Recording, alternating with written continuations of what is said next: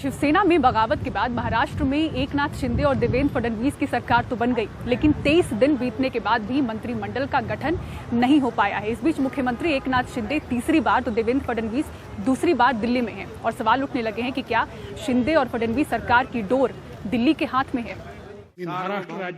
मुख्यमंत्री और उप मुख्यमंत्री को शपथ लिए 23 दिन हो गए, लेकिन अभी तक मंत्रिमंडल का गठन कर विभागों का बंटवारा नहीं हो पाया है। इस दौरान मुख्यमंत्री एकनाथ शिंदे तीसरी बार और उप मुख्यमंत्री देवेंद्र फडणवीस दूसरी बार दिल्ली में हैं। शिवसेना उद्धव ठाकरे गुट आरोप लगा रहा है कि राज्य की जनता बाढ़ से त्रस्त है। शिंदे और फडणवीस की जोड़ी दिल्ली दरबार के चक्कर लगाने में व्यस्त है। हमारे मुख्यमंत्री उप मुख्यमंत्री हर 4 दिन में दिल्ली पहुंच जाते हैं, हर 4 दिन में दिल्ली की शरण लेते हैं। क्यों भाई, क्या है? आप महाराष्ट्र में बाढ़ आई हुई है, आपदा आई हुई, आप यहाँ ध्यान दीजिए। आप बार बार दिल्ली की शरण में क्यों जाते हैं?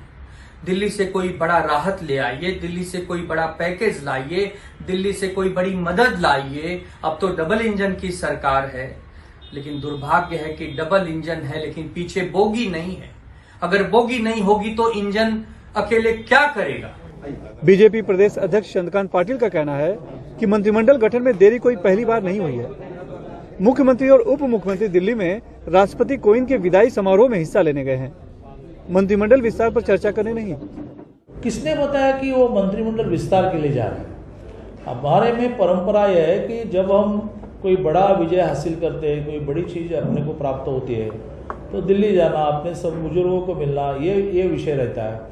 जैसे अभी आज गए हैं तो आपको मालूम है कि एक्स राष्ट्रपति कोविंद जी, उन्होंने देश भर के सभी मुख्यमंत्री उप मुख्यमंत्रियों के लिए माननीय मोदी जी ने उनके निवास स्थान पर खाना आयोजित किया है, तो उसके लिए गए हैं। जबकि शिंदे गुट के प्रवक्ता दीपक केसरकर का कहना है कि बीजेपी का मुख्यालय दिल्ली में है तो वहां जाने में क्या बुराई है।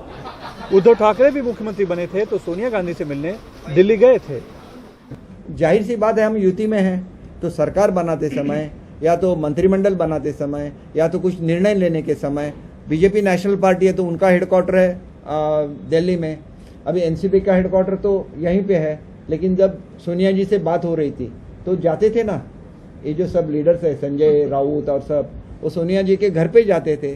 तब आप लोगों ने कुछ नहीं बोला उनको, लेकिन हम एक बार दिल्ली गए, वो भी सीएम साहब गए, तो आप बड़ा ये कह, सीएम साहब गए क्यों? पीएम साहब से मिलने, होम मिनिस्टर साहब से मिलने, वो तो उनका कर्तव्य ही है, उसमें कोई बड़ी बात नहीं है।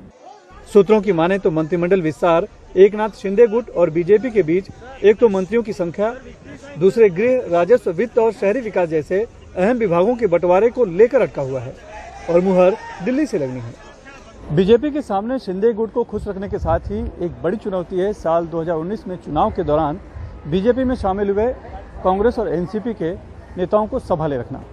इससे चर्चा है कि मंत्रिमंडल में जगह पाने की आस लगाए बैठे ज्यादातर पुराने बीजेपी के नेताओं को शायद ही मौका मिले। आखिर खुद देवेंद्र फडणवीस को भी उप मुख्यमंत्री पद से ही सब्र करना पड़ा है। मुंबई से कैमरामैन अशोक महाडिक के साथ सुनील सिंह, एनडीटीवी इंडिया के लिए।